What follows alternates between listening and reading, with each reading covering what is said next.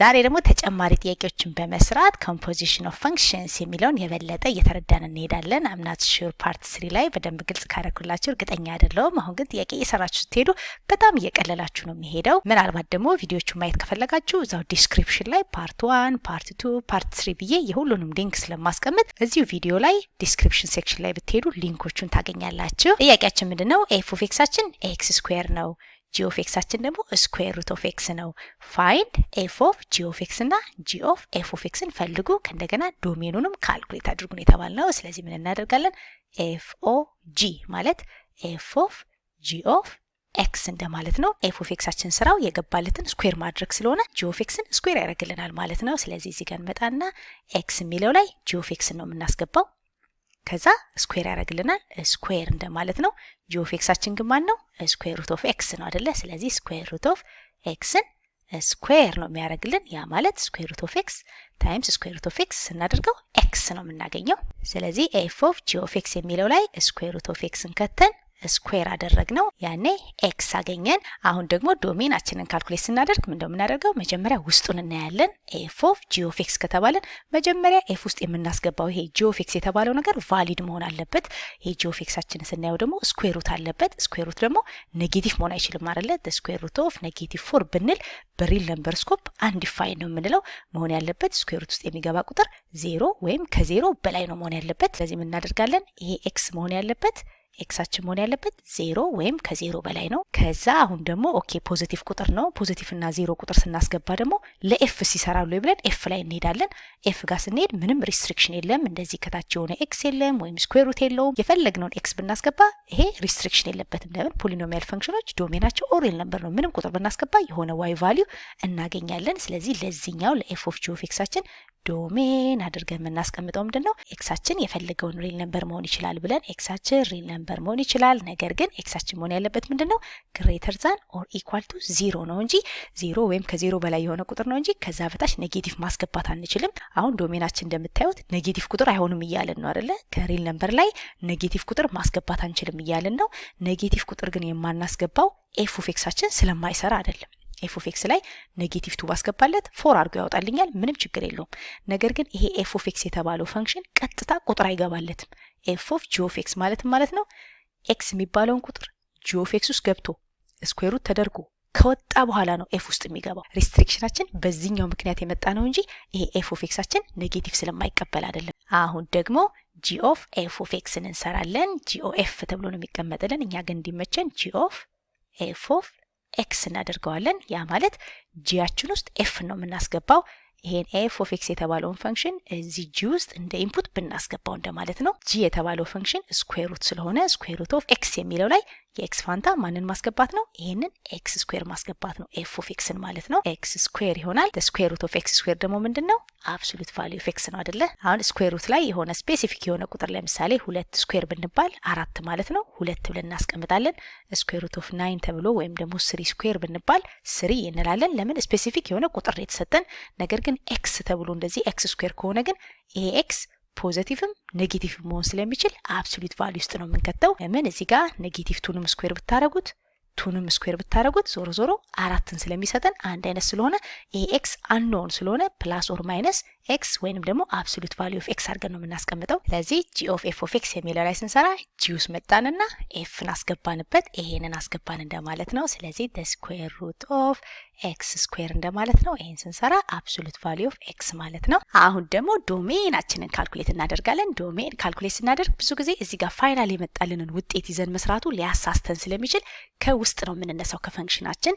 ጂ ኦፍ ኤፍ ኦፍ ኤክስ ከተባለን መጀመሪያ ኤፍ ኦፍ ኤክስን እናያለን።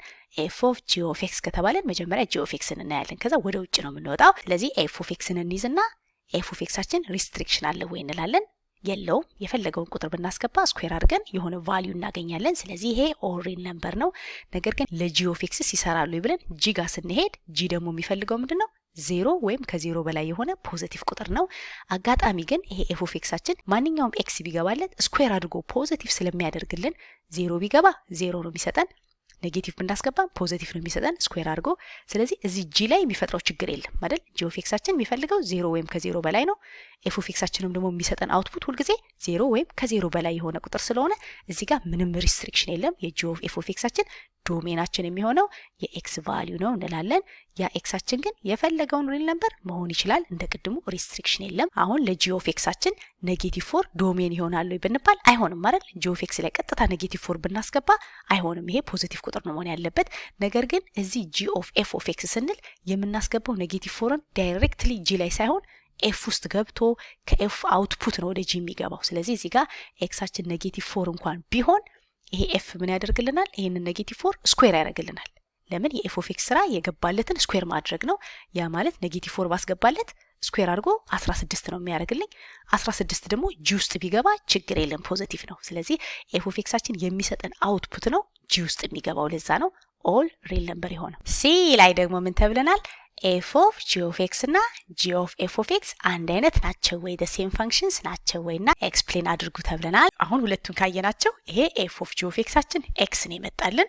ይሄ ደግሞ ጂ ኦፍ ኤፍ ኦፍ ኤክስ ደግሞ አብሶሉት ቫልዩ ኦፍ ኤክስ ነው የመጣልን። አሁን ይሄን ጥያቄ ይጠየቅ ነው። ምናልባት አንድ ሰው ተሳስቶ እዚህ ጋር the square root of x የሚለው ላይ አብሶሉት ቫልዩ ማረግ ትተን ኤክስ ነው ብለን ብናስቀምጥ በቃ the square root of x ኤክስ እና ኤክስ ተባዝቶ ነው ኤክስ ስኩዌር የሚሰጠን ብለን ኤክስ ብለን ብናስቀምጥ ይሄም ኤክስ ነው ይሄም ኤክስ ነው እኩል ናቸው ብለን እናስባለን በሚል አሰምሽን ነው። ስለዚህ እዚህ ጋር መሳሳት የሌለብን ይሄ ኤፍ ኦፍ ኤክሳችን -4 ቢገባ 4 ቢገባ የፈለግነውን ቁጥር ብናስገባ ስኩዌር አድርጎ ፖዚቲቭ ስለሚያደርግልን ዶሜናችን ኦል ሪል ነምበር ነው። ለዚህኛው ግን ኦል ሪል ነምበር አይደለም አይደለ? ኤክስ ብለን ብናስቀምጥን የዚህ ዶሜን መሆን ያለበት ምንድነው ብለናል? በጂ ኦፍ ኤክስ ምክንያት 0 ወይም ከ0 በላይ የሆነ ፖዚቲቭ ቁጥር ነው። ለምን? ይሄ ጂ ኦፍ ኤክሳችን ኔጌቲቭ ብናስገባበት ስለማይሰራ የዶሜን ሪስትሪክሽን አለ። እዚህኛው ላይ ግን የዶሜን ሪስትሪክሽን የለም። ለምን? ይሄ ስኩዌር ነው የሚያደርገው። ስኩዌር ቁጥር ደግሞ ሁሌ ፖዚቲቭ ነው ወይም 0 ነው። ስለዚህ እዚህ ጋር ሲገባ ምንም ችግር አይፈጥርም። በዛ ምክንያት ሁለቱ እኩል አይደሉም። አብሶሉት ቫልዩ ማድረግ እንኳን ብንረሳ ተመሳሳይ እንደዚህ እንኳን ኤክስ ኤክስ ቢመጡ ራሱ እኛ የምናየው ዶሜናችንስ አንድ አይነት ነው። የዚህኛው ዶሜን ሁሌ ፖዚቲቭ ብቻ ነው የሚገባበት። ለዚህኛው ግን ዶሜናችን ኦል ሪል ነምበር ነው። ስለዚህ ሁለቱ የተለያዩ ናቸው። ግራፊካሊ እንየው ካልን ደግሞ ኤፍ ኦፍ ጂ ኦፍ ኤክሳችን ምንድነው ያለው? ኤክስ ነው የመጣው ግን ዶሜናችን የሚነሳው 0 ወይም ከ0 በላይ ነው። ወደዚህ ወደ ኔጌቲቭ ወደ ታች መውረድ አልችልም። ኤክስ የሚለው ግራፍ እንደዚህ ሊሄድ ይችላል። ነገር ግን ለኤፍ ኦፍ ጂ ኦፍ ኤክስ ይሄ አይሰራም። ኔጌቲቭ ሳይድ መውሰድ አልችልም። ለምሳሌ እዚህ ጋር -4 ባስገባ ጂ ኦፍ -4 ኢንቫሊድ ነው ዲፋይን ስለማይሆን ኤፋችን ምንም አውትፑት አይሰጠንም። በቃ እዚህ ጋር ያስገባነው ቁጥር ቫሊድ ያልሆነ ቁጥር ስለሆነ ኤፍ ኦፍ ጂ ኦፍ ኤክስ አይሰራም። ስለዚህ ይሄ መሆን ያለበት 0 ወይም ከ0 በላይ የሆነ ቁጥር ነው። ጂ ኦፍ ኤፍ ኦፍ ኤክሳችን ግን እዚህ ጋር ጂ ኦፍ ኤፍ ኦፍ ኤክስ ያደረግነው ግን የሚመጣው አብሶሉት ቫልዩ ኦፍ ኤክስ ነው ብለናል አይደለ? ስኩዌር ሩት ኦፍ ኤክስ ስኩዌር ነው፣ አብሶሉት ቫልዩ ኦፍ ኤክስ ነው። ያ ማለት ፖዚቲቭም መሆን ይችላል፣ 0 መሆን ይችላል፣ ኔጌቲቭ መሆን ይችላል ማለት ነው። ኔጌቲቭ ብናስገባበትም አብሶሉት ቫልዩ ፖዚቲቭ አድርጎ ነው የሚሰጠን።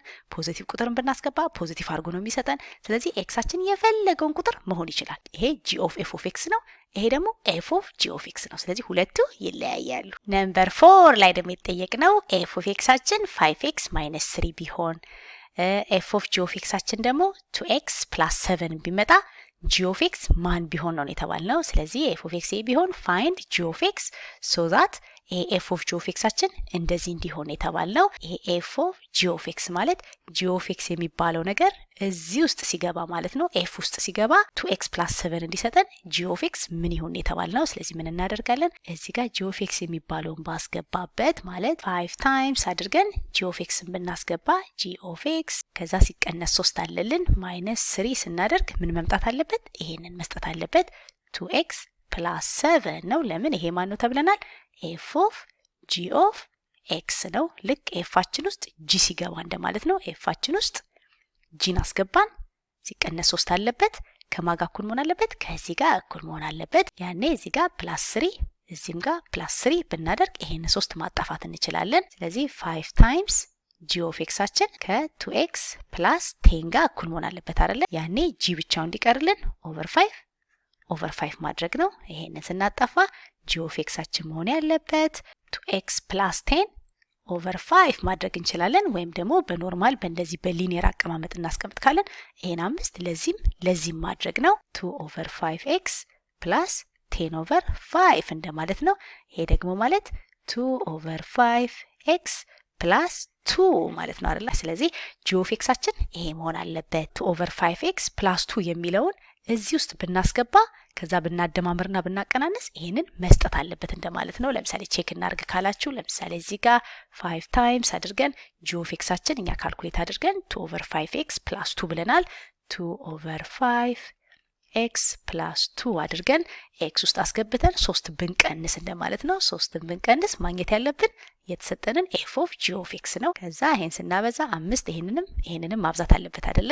ያኔ 2/5 የነበረው በ5 ሲባዛ ይሄ በዚህ ተጣፍቶ 2x ይሆናል። 5 ደግሞ 2ን ሲያበዛ 10 ይሆናል አይደለ? 10 ከዛ እዚህ ጋር ደግሞ ሲቀነስ 3 አለልን 2x +7 ይመጣል። ስለዚህ መልሳችን ትክክል ነው ብለን በዛ ማረጋገጥ እንችላለን። ነምበር 5 ላይ ተሰጠን ተመሳሳይ f of xአችን እዚህ ጋር ማይነስ ነበር እዚህ ጋር ፕላስ ሆነ ምንም ለውጥ የለውም +1 የተባልነው g of xአችን ማን ቢሆን ነው f of g of xአችን 3x - 1 እንዲመጣ ነው የተባልነው። ስለዚህ ቶሎ ብለን እኛ ምን እናደርጋለን f of g of x እንደማለት ነው ይሄኛው። ያ ማለት g of xን f ውስጥ ብናስገባ እንደማለት ነው። እዚህ ውስጥ ብናስገባ 3x - 1 መስጠት አለበት። ስለዚህ ምን እናደርጋለን 2 ታይምስ አድርገን g of xን ብናስገባ x ላይ ከዛ በኋላ ደግሞ አንድን ብንደምር መስጠት ያለበት 3x - 1 ነው የተባልነው። 3x - 1 መምጣት አለበት።